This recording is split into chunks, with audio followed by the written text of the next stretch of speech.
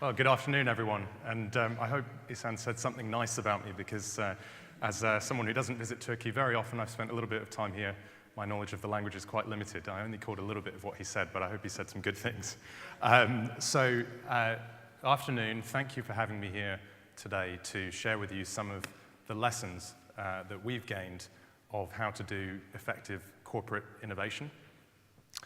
What I'm going to share over the next 25 minutes or so is based on some research that we did in the UK called the Innovation Insider Index. So it's UK focused, but I think is absolutely applicable. There are absolutely lessons for other markets, other geographies, and for the companies that everyone here in the room is from. Before I get into the content, a couple of questions. I'd like to see a show of hands, please. So hands up if you believe that your company has at the very top of its agenda, it's a top priority, innovation.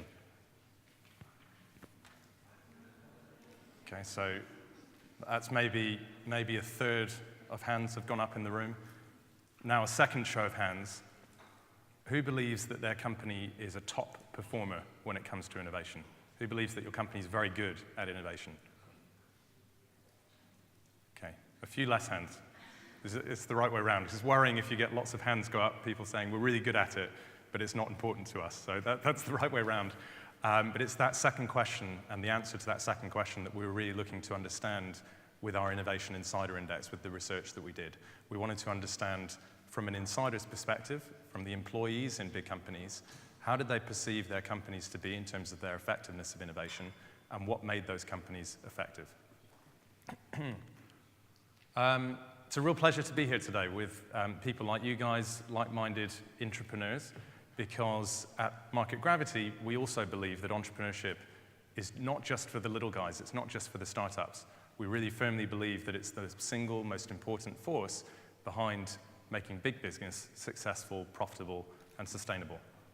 And as a consultancy, we work with the ambitious entrepreneurs, corporate entrepreneurs inside big companies to help them to make their big ideas real. There are plenty of big ideas in every company, but as anyone who's worked in a big company knows, it's quite challenging to make them real and to get them out into the market to make an impact for customers and commercially. Our business, we're specialists in what we call new proposition design, so very much in the field of business model innovation, service innovation, and we specialize in rapid prototyping. Our team is made up of a combination of skills, so we have people who are customer researchers, we have people who are commercial consultants, we have creative designers. They come together in small, tight-knit teams to focus on innovation problems for our clients. The kind of companies we work with, big global brands, many of these I'm sure you'll recognize. Over the last 6 years, we've worked across multiple industries and helped our clients to get many new propositions, new services, new ventures out into the market. I put this up here for context because the research that I'm going to go through was based on our practical experience of working on these kind of projects, on innovation challenges, all the kind of challenges that we've talked about this morning. We're not a research house. We're not academics. This is based on practical experience, and we brought that practical experience to the study that I'm going to share. So the Innovation Insider Index, which I mentioned, a few words on why we were motivated to do this. Well, what we really wanted to understand was the insider's view. Out in the market, in public, you get a lot spoken about the importance of corporate innovation. You know, I don't think there's a single company that would say that innovation isn't important to them and important to maintaining a sustainable future for their business. But we wanted to really understand how the insiders see it. We wanted to understand how embedded innovation was in their corporate cultures, and we wanted to understand, for those who were top performers, what it was that made them top performers. So that's really what was behind the index. It's based on 6 principles of corporate innovation, which are developed through our experience of working on innovation challenges. It always starts with a clear and compelling sense of purpose. This is the why do we need to innovate? What's it for? What are we going to gain from it? All of that strategy directs what it is that follows afterwards in terms of the how we're going to innovate.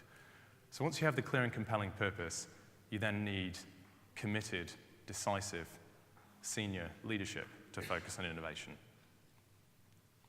You need clear competitive advantage, distinctive competitive advantages, allowing you to do something that's differentiated over your competitors.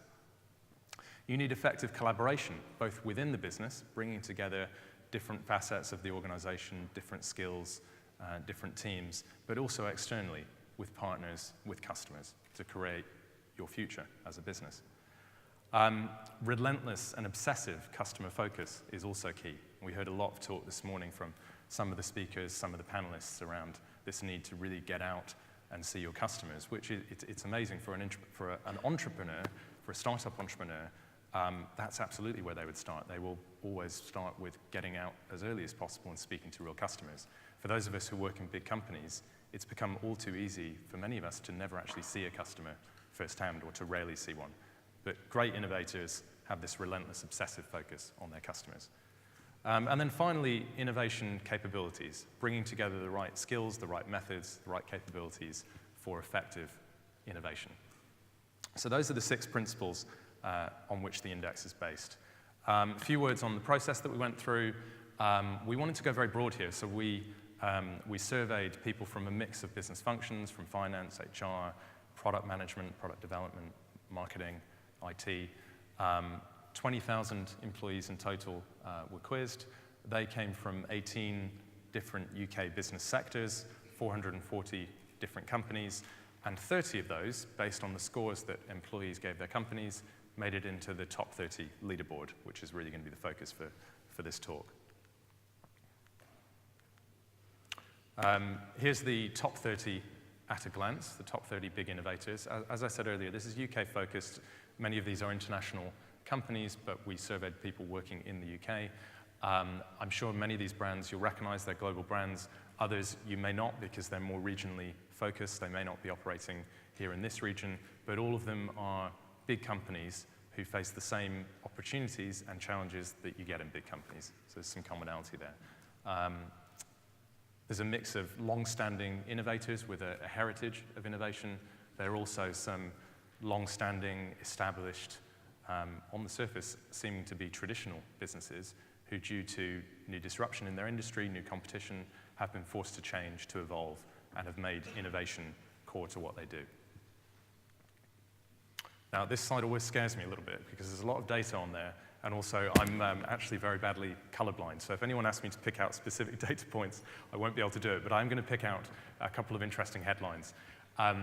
First one is what we see. This is a cut of the responses that we got by industry sector across the 6 innovation principles, looking to see how employees rated their companies.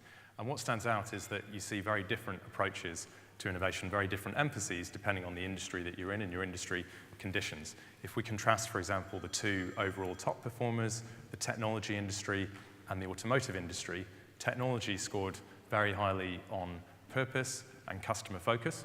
Makes absolute sense when, as an industry, that sector has gone through constant reinvention over decades, constant need to really understand how customer needs are evolving, and also technology pervades all other sectors. So that outward focus is really key. If we contrast that with automotive, automotive as a sector, the winners in that sector have become successful through decades, sometimes even up to a century, of constant optimization, incremental improvement to processes, particularly manufacturing. And so it makes sense that their focus has been on how they have the best competitive advantage and bring together the best capabilities. But here you can see a story of contrasts. So I'm going to, over the next few slides, just give a little bit of context in what we saw in different industry sectors before talking about the principles and what we heard there in more depth. I should say before getting into this again is of course UK biased. I'm sure that there will be some different industry sector dynamics in Turkey. If I think, for example, when we're looking at financial services here, a couple of years ago I did some work in this country in the payments and retail banking sector, and that was just fascinating because you see all kinds of new digital technologies, new services in application here that are out in the market before they are anywhere else in the world. Lots of great new innovations that we haven't seen yet elsewhere in Europe, things like different mobile payments technologies, smart ATMs, m-commerce, all things that are really taking off here in Turkey that we may not see elsewhere. But in any case, financial services, what we heard from the respondents in the UK survey was that really, in terms of innovation, the focus was still very much on regulatory compliance, just keeping up with the regulator and the needs there. And the heavy cost that that incurs meant that there wasn't much appetite left in many cases for genuine innovation. The real exceptions there were in fintech and in payments, where there's an awful lot of disruption, there are new entrants, there's a real challenge there to evolve the business model and the technology.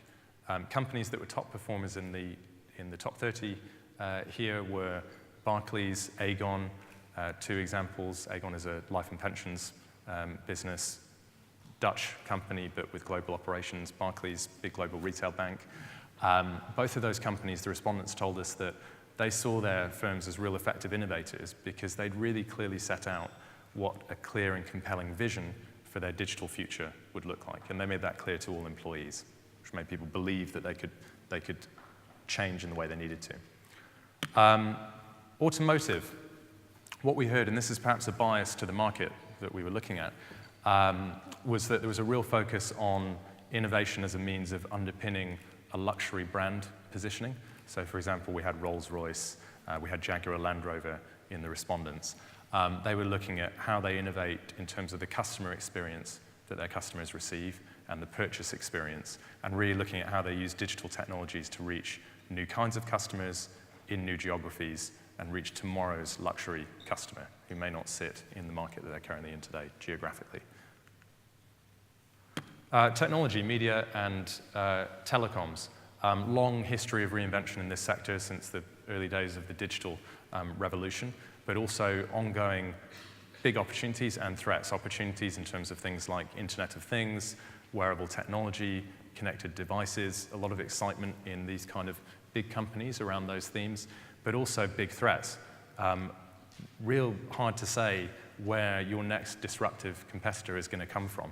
I know Brian Selby was talking earlier, and it's obviously not TMT, but he was talking about in GE's example, you don't know where your next disruptive competitor who applies very different technology to you is going to come from unless you're out there speaking to them, and it's absolutely the case in this industry as well.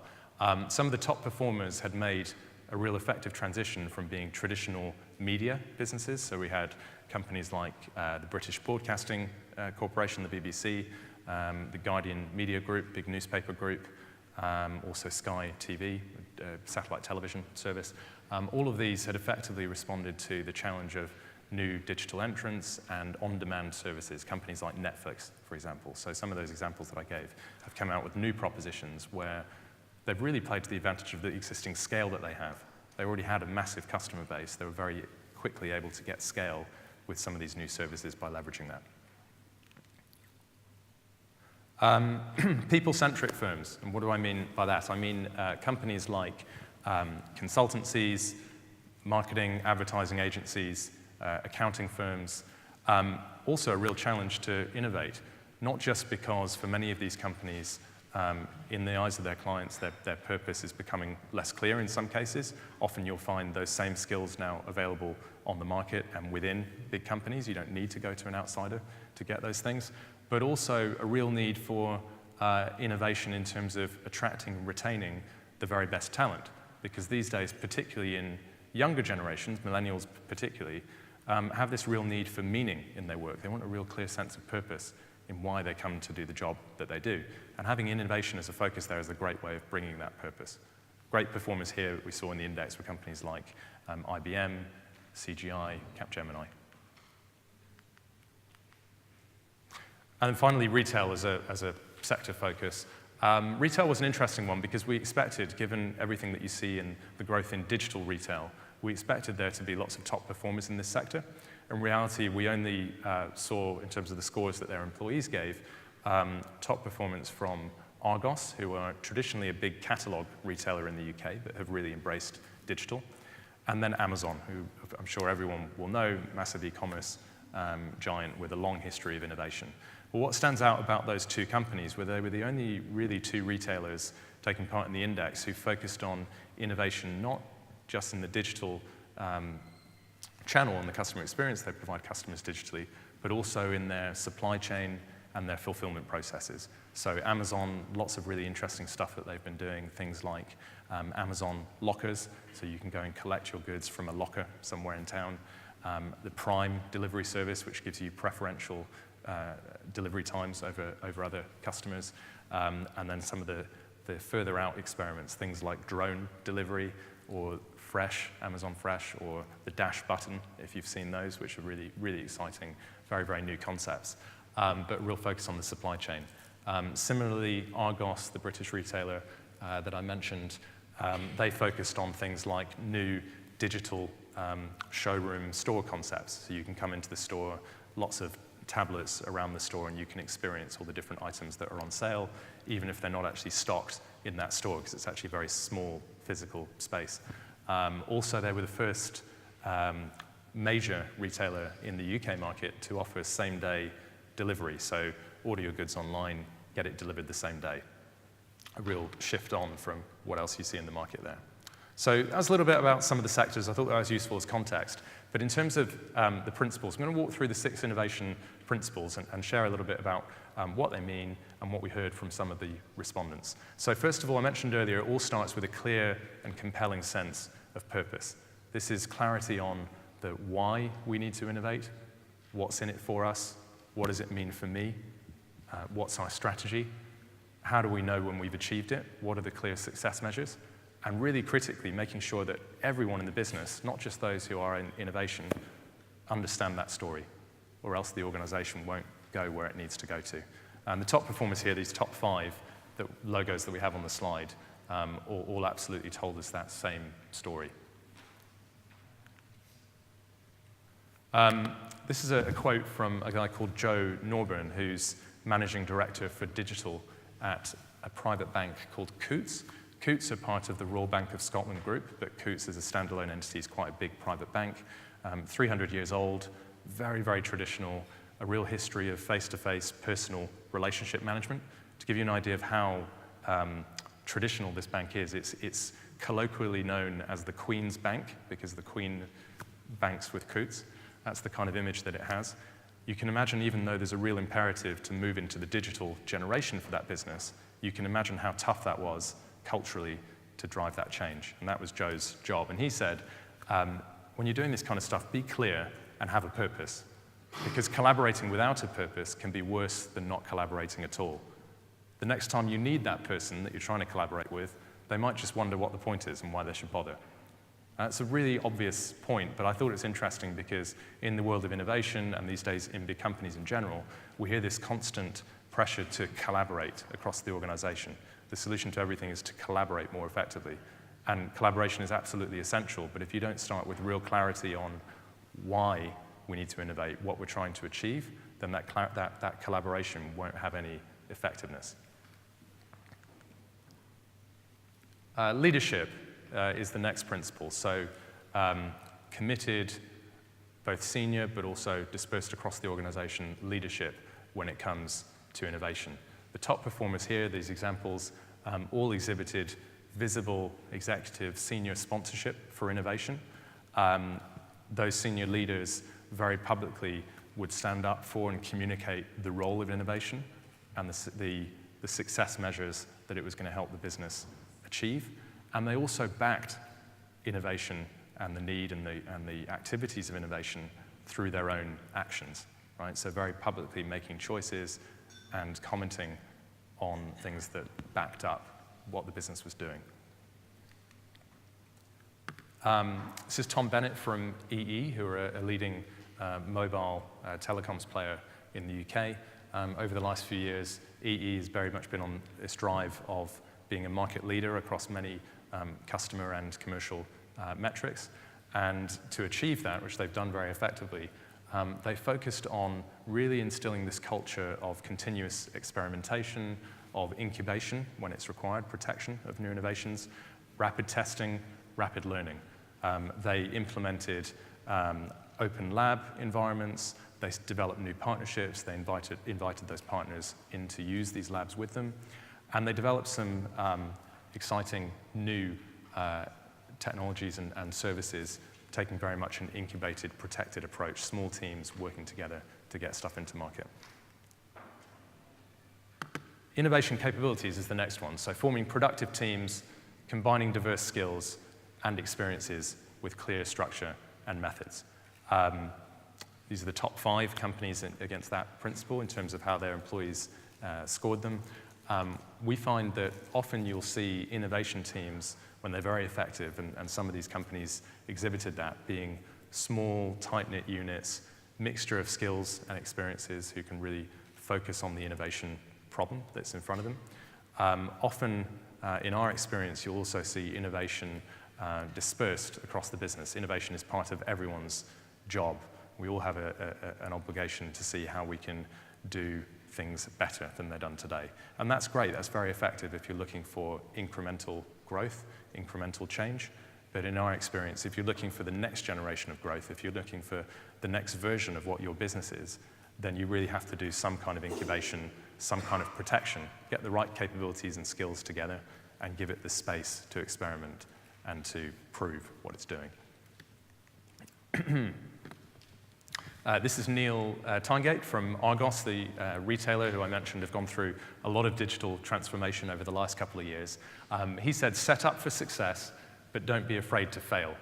Learn and go again, and keep the customer top of mind at all times. So Neil was responsible for the digital showrooming store that I talked about, those new store formats, also the same-day delivery service. And he found that particularly with the delivery service, to make that real, conceptually everyone agreed it was the right thing to do, but they needed to prove it operationally at small scale first with a tight-knit team who could prove that it's something that can be done without causing undue risk to the wider business. Protect it, prove it, and then scale it across the rest of the business. Effective collaboration, also key. And this goes for collaboration both within the business, but also outside. So the best businesses here when it comes to this principle of collaboration, when it comes to innovation, are sharing ideas early, they're exploring, they're developing new concepts, not just with their customers, but also with their partners and with their employees. They're prototyping, they're bringing to life new ideas very early on. They're failing fast, they're failing cheap, but they're doing that in a very open way. What's great about that is that the future becomes real very, very quickly. We can all see it. You get to get the confidence, you get to test it with customers early, but you also get great buy-in and excitement within the business. I've been in so many steering groups for innovation projects where you're going through your PowerPoint slides and you're going through your business case and everyone is mentioning all the risks and the challenges, and then you put a prototype in front of them, say a new digital service, and you show them how it works, and all those risks seem to fall away quite quickly because everyone gets excited about this thing that's now becoming very, very real. So there's real value in doing that. This is Mark Barnett from MasterCard, and he said to us, be open and allow others to innovate in your ecosystem. Together you can build the most efficient, economical, and ubiquitous route to success. And when you have the context around what's going on in MasterCard's world in payments, I know many of you here are from the retail banking and the payments industry, I think, this makes a lot of sense because there's huge disruption in that industry, lots of new entrants, it's very fragmented at the moment, nobody knows who the winners or losers are going to be in terms of some of these new technologies, new services. And so MasterCard, as today a major leading player, have recognized that the best strategy is actually to be very fluid, be very open, partner with as many players as possible, experiment, learn, fail together, and just hedge your bets and keep very open as to where the future might go.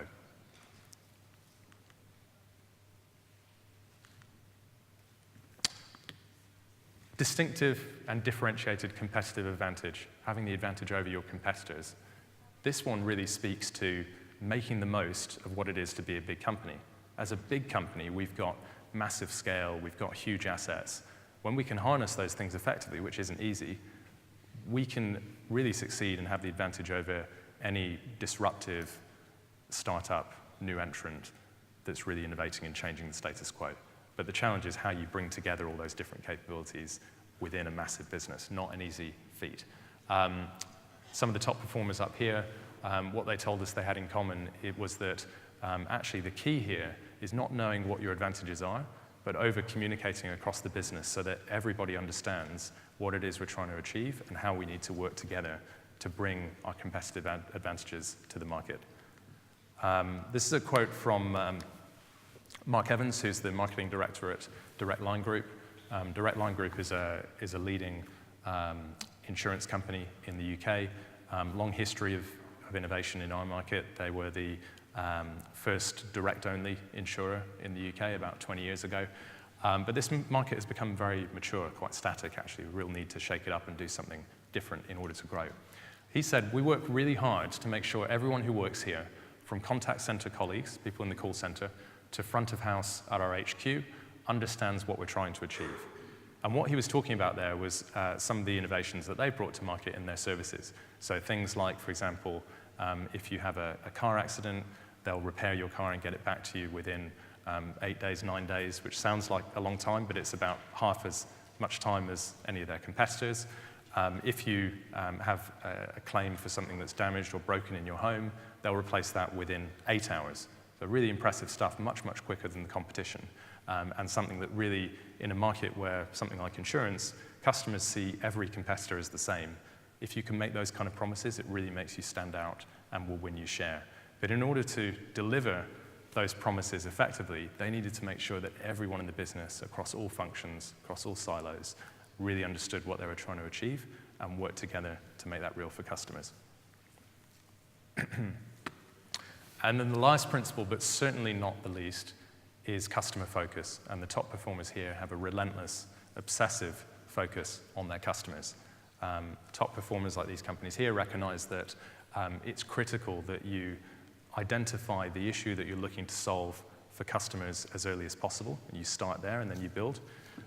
They are relentless about wanting to understand the needs, the frustrations, the challenges, the pain points of their customers. And they realize that the best way to get those unexpected insights, to spot those opportunities that they wouldn't have seen otherwise, is to get out and talk to customers and take that external perspective. So Mark Evans, again from Direct Line, he said, we're repairing consumer trust by being fixers, the people who'll fix your problems in your hour of need. So everything that they've communicated through the business and the focus they've had in terms of their strategy has been customer-led. You know, they knew that they had a revenue and a profit challenge. They needed to grow beyond where they could currently see that was going to come from. But they recognized that the way to galvanize the business and to get focus was to start with a real deep understanding of what doesn't work in insurance today for their customers. So that's everything that I had to share for you this morning in terms of the highlights from the study that we did, the Innovation Insider Index. You can download the full report. That was just a sample from mginnovationindex.com. I'm going to be around for the next couple of hours. Look forward to hopefully meeting some of you later on and taking the discussion further. And I hope you enjoy the rest of the conference. Thank you.